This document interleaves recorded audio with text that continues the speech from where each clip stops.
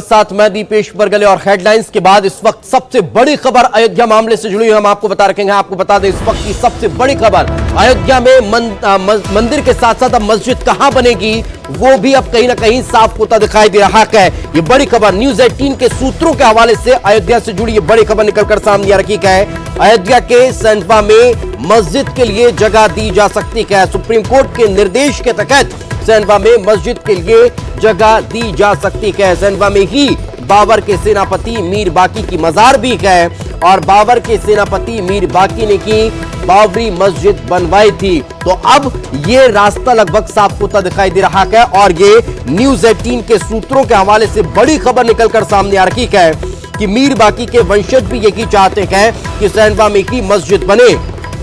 2017 में ही सैंडवा को अयोध्या नगर निगम में शामिल करने का प्रस्ताव भेजा जा चुका है। अयोध्या राम जन्मभूमि से करीब 4 किलोमीटर की दूरी पर यह सैंडवा है और यहां पर लगभग ये अब तक होता दिखाई दे रहा है कि मस्जिद यहां बनेगी। और ज्यादा जानकारी के साथ हमारे सहयोगी शंकर आनंद हमारे साथ जुड़ चुके हैं। शंकर, और क्या ताजा अपडेट?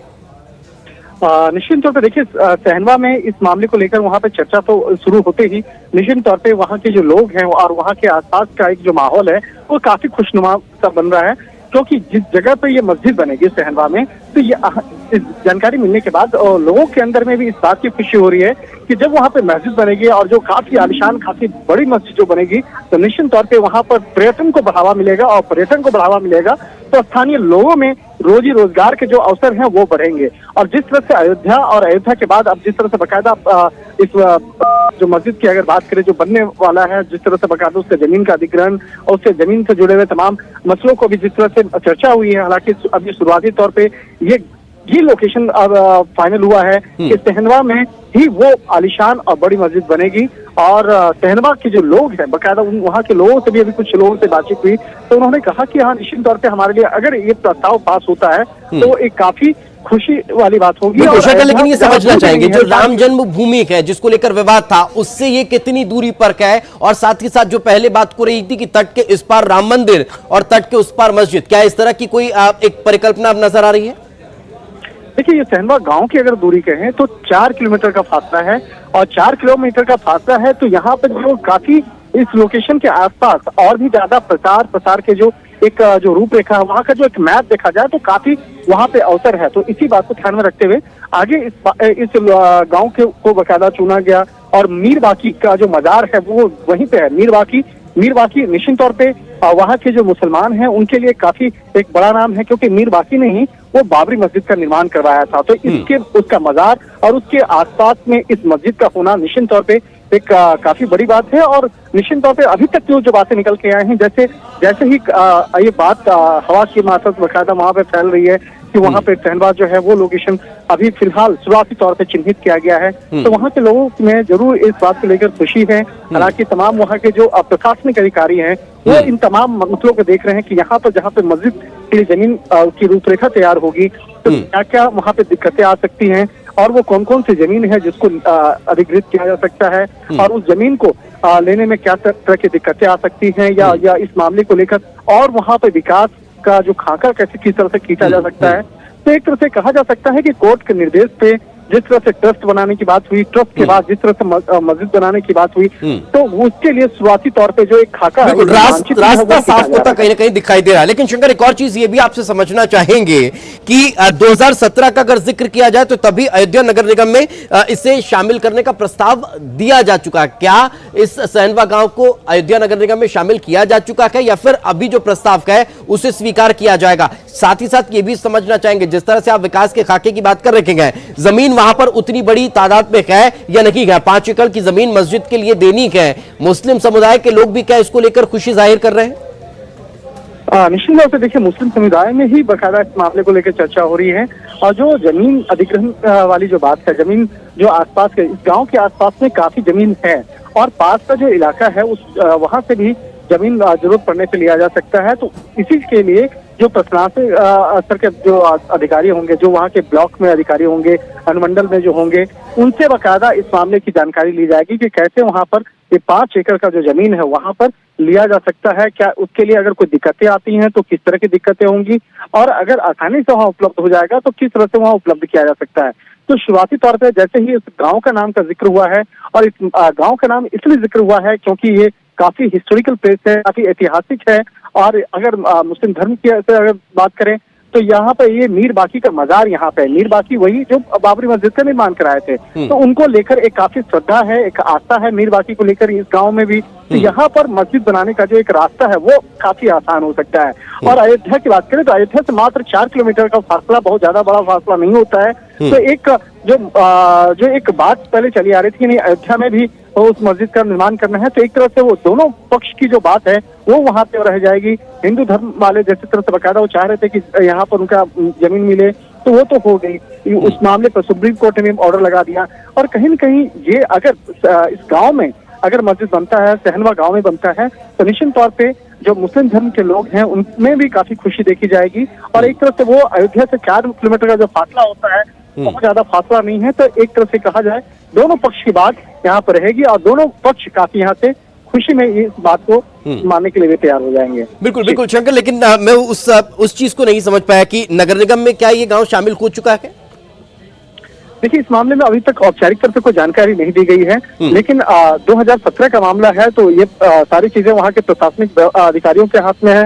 और निश्चित तौर पे इस मामले को अगर वहाँ पे ब्लॉक और जिस तरह से अनुमंडल के अधिकारी जिस तरह से इस मामले पे आगे प्रस्ताव को भेजे थे, निश्चित तौर पे इसमें अनुमति भी जल्द ही स्वीकार कर लिया जाएगा। और स्वीकार कर लिया जाएगा तो इस मामले में जल्द ही इस मामले में औपचारिक तौर पर ही पुष्टि, यानी कि जल्द अब उम्मीद जताई जा रही है कि ये प्रस्ताव पर कहीं ना कहीं सहमति मिल सकती है, मुहर लग सकती है। और न्यूज 18 के सूत्रों के हवाले से ये जो बड़ी खबर हम आप तक पहुंचा रखे हैं कि अयोध्या के 4 किलोमीटर करीब में जो सहनवा गांव का है वहां पर ये मस्जिद का निर्माण हो सकता है। 5 एकड़ की जमीन जो मुस्लिम समुदाय को दी जानी है, वहां पर यह जमीन देकर इस मस्जिद का निर्माण कराया जा सकता है। बहुत बहुत शुक्रिया शंकर इस तमाम जानकारी।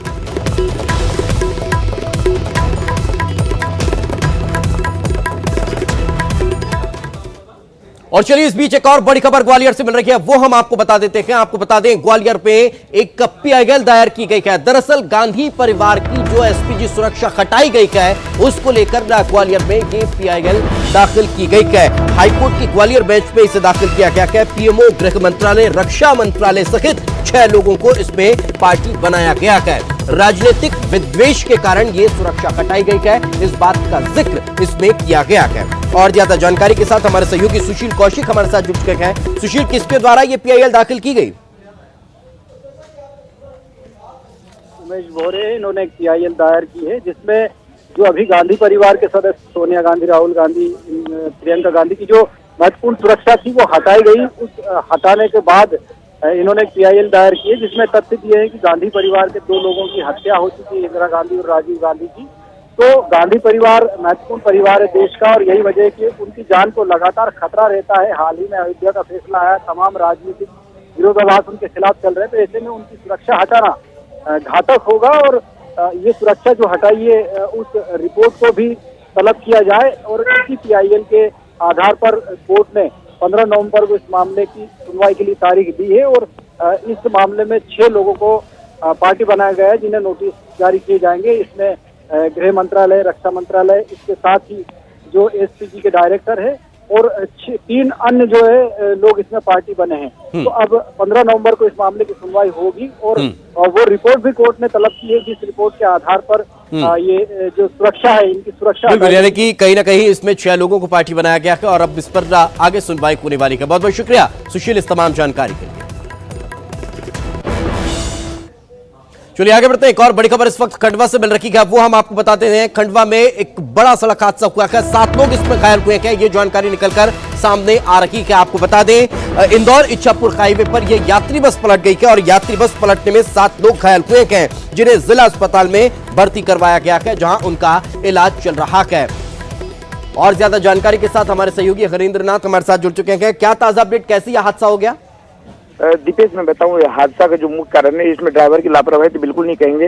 जो मौजूद प्रत्यक्षदर्शी जो बस में सवार थे करीब 35-40 यात्री, साफ साफ कहना कि सड़कों पर जो गड्ढे हैं ये गड्ढे हादसे की मुख्य वजह बनी है। क्योंकि जिस तरह से जो इंदौर से बस चली, बुरहानपुर से बस चली थी इंदौर के लिए और जब इंदौर इच्छापुर हाईवे के पास में जो कि किलर हाईवे के नाम से ये जो सड़क है, आए दिन यहाँ पर बस यात्री वगैरह जो मोटरसाइकिल चालक, ट्रैक्टर भिड़ंत होते रहती ये जो क्षेत्र जो है ये किलर के रूप में फेमस हो चुका है। और वही हादसा यहाँ पर होती है, अचानक यहाँ पे गड्ढे में बस गिरती है, बस जंप करके बस शुक्र दिवस की बड़ा हादसा नहीं हुआ, क्योंकि बड़ा हादसा हो सकता था, ये भी गनीमत है। ये बस जो है जंप करके सड़क से नीचे खाई में गिर जाती है यहाँ पे, और यहाँ पर जो हादसा एक बड़ा हादसा होते होते बचा है। कुल मिलाकर के अगर ये सड़कों को जल्दी दुरुस्त नहीं किया जाता है तो ये आने वाले समय में और भी हादसे यहाँ पे देखने को मिलेंगे। चलिए, बिल्कुल बहुत बहुत शुक्रिया हरेंद्रनाथ इस तमाम जानकारी के लिए। तो जैसे कि हमारे सहयोगी बता रखेंगे कि हादसा हुआ और हादसे में 7 लोग घायल हुए।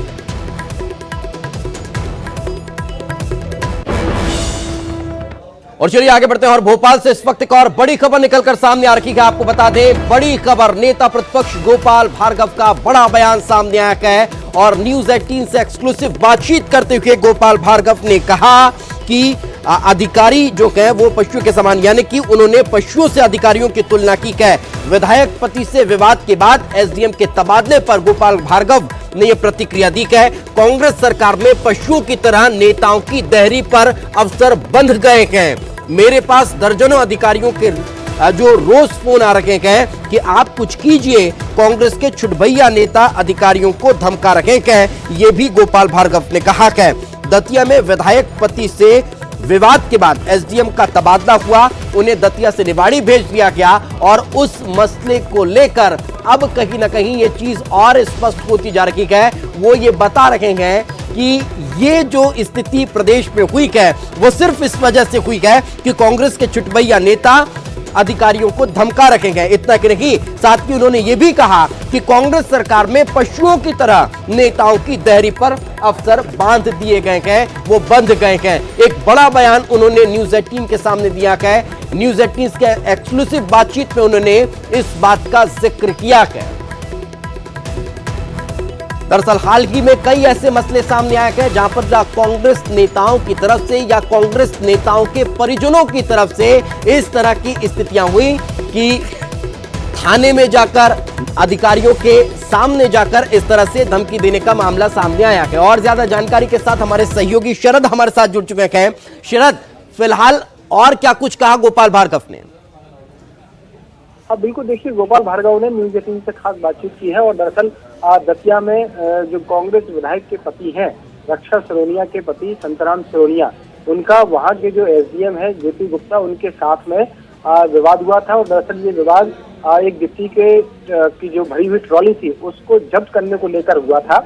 इसके बाद में कल कांग्रेस के वहां स्थानीय नेताओं ने एक वहां पर बैठक की और उस बैठक के बाद शाम होते होते वहां के जो दतिया के एसडीएम थे उनका तबादला निवाड़ी कर दिया गया। इस पूरे मुद्दे को लेकर कहीं ना कहीं अब सवाल खड़े हो रहे हैं और सवाल नेता प्रतिपक्ष गोपाल भार्गव ने खड़े किए हैं, जिसमें उन्होंने कहा है कि दरअसल इस सरकार में जो अधिकारियों की स्थिति है वो पशुओं की तरह हो गई है और वो कांग्रेस नेताओं की देहरी पर बांध दिए गए हैं।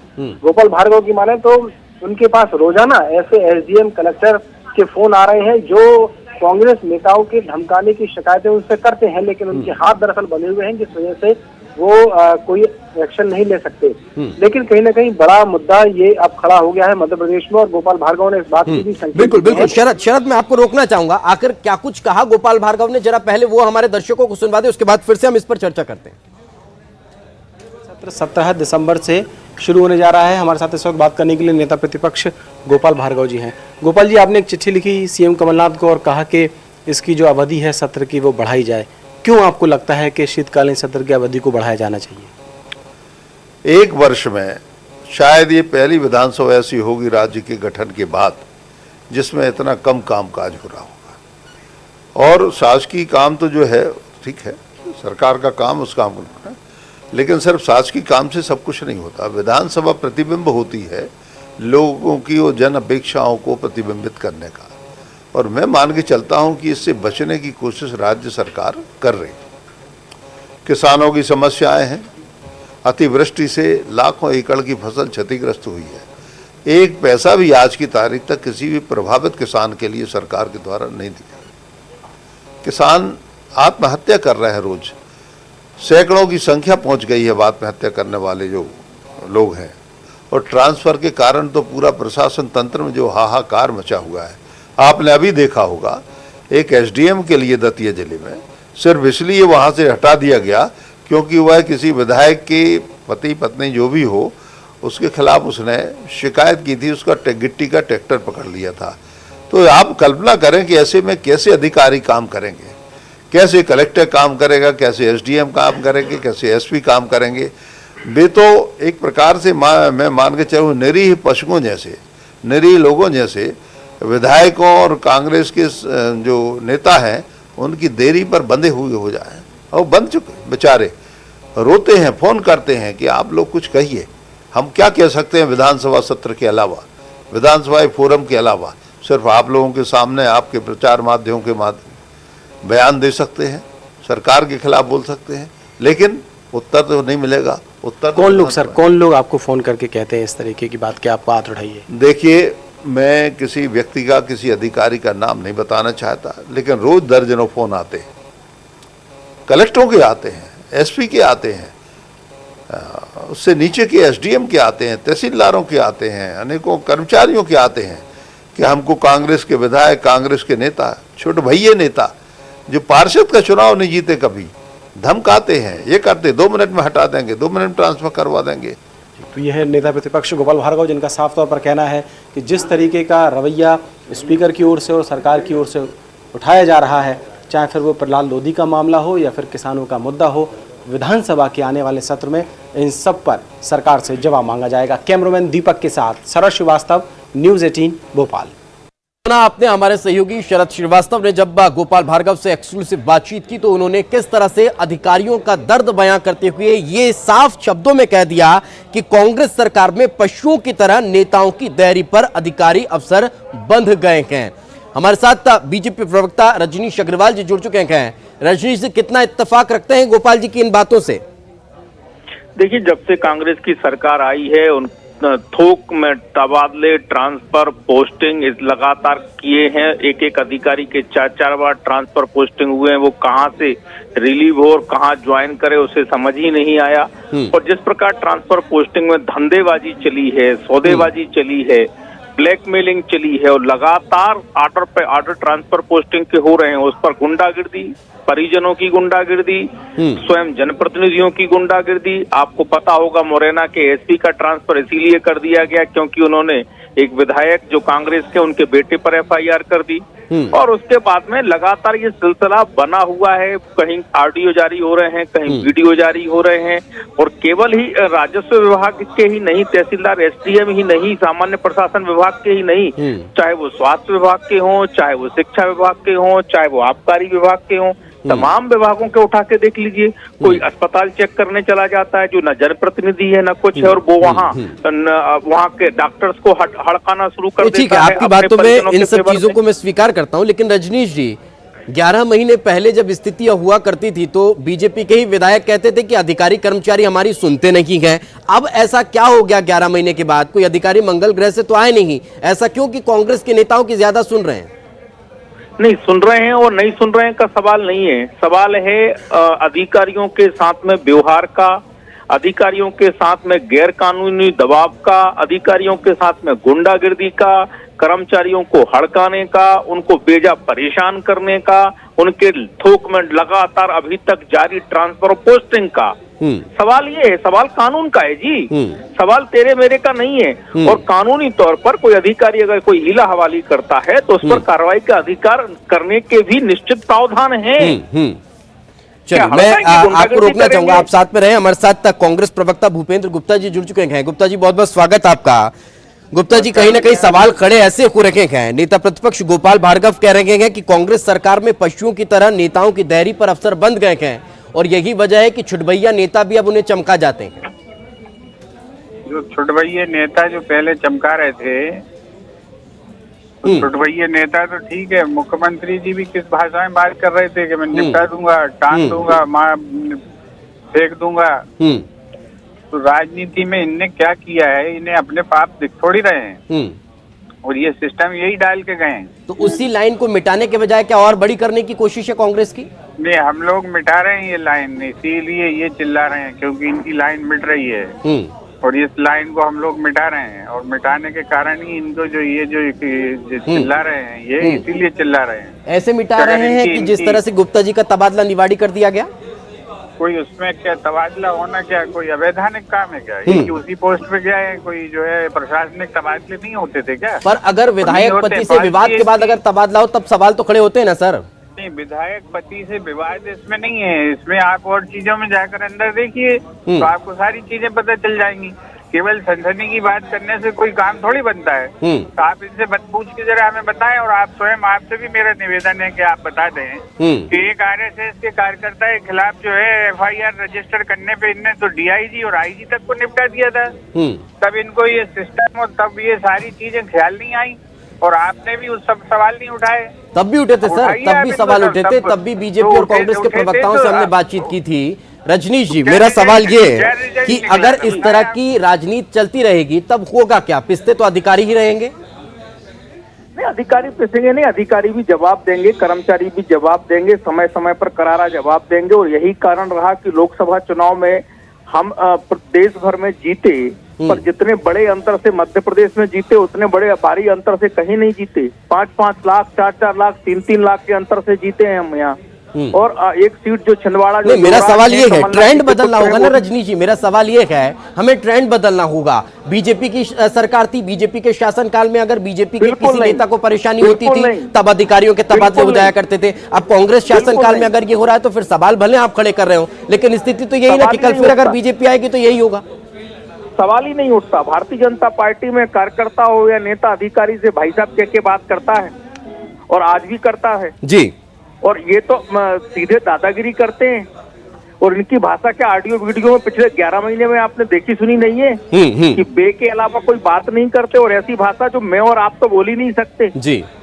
और आपने ऑडियो वीडियो में बिना बीप लगाए आप दिखा नहीं सकते। बिल्कुल। तो ये क्या पक्ष लेंगे इनका?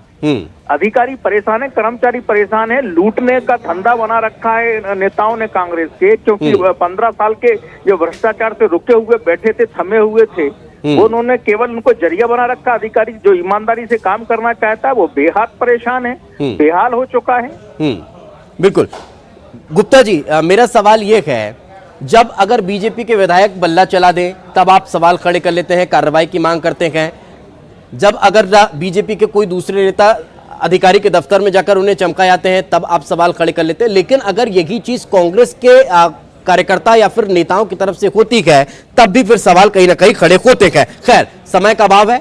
आप दोनों का बहुत बहुत शुक्रिया हमारे साथ चर्चा में जुड़ने के लिए। लेकिन सवाल अब भी जायज है कि कब तक अधिकारी इस तरह से राजनेताओं के बीच पिसते चले जाएंगे।